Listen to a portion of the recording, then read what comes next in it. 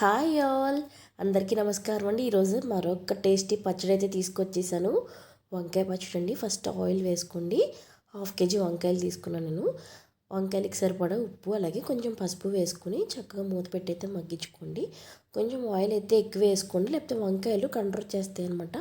వంకాయలు మగ్గిపోయిన తర్వాత మనకు ఆయిల్ అనేది బయటకు వచ్చేస్తుంది. అదే ఆయిల్లో మనం కొన్ని వేరుశనగ గుళ్ళు అవి వేగిన తర్వాత మినపప్పు, శనగపప్పు, జీలకర్ర వేసుకుని వాటిని చక్కగా అయితే వేపేసుకోండి. వేపుకున్న తర్వాత 1/2 కేజీకి ఒక 12 పచ్చిమిరపకాయలు పడతాయండి. వేగిన తర్వాత కొంచెం చింతపండు వేసుకుని దాన్ని కూడా వేపుకోండి. చల్లారిన తర్వాత రోట్లో వేసేసుకొని చక్కగా కచ్చాపచ్చగా కొంచెం మెత్తగా అయితే దంచేసుకోండి.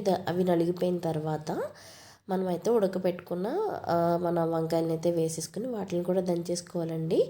చాలా తొందరగా అయిపోతుంది అనమాట. చాలా టేస్టీగా ఉంటుంది.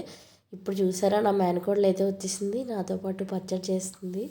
చాలా హ్యాపీ మూమెంట్స్ అండి ఇవన్నీని. సో ఇలా పచ్చడి అయితే రెడీ చేసుకుని బాక్స్లో తీసేసుకుంటూ వినండి. రైస్లోకి, అన్నంలోకి, చపాతీలోకి అన్నిటికి చాలా బాగుంటుందండి.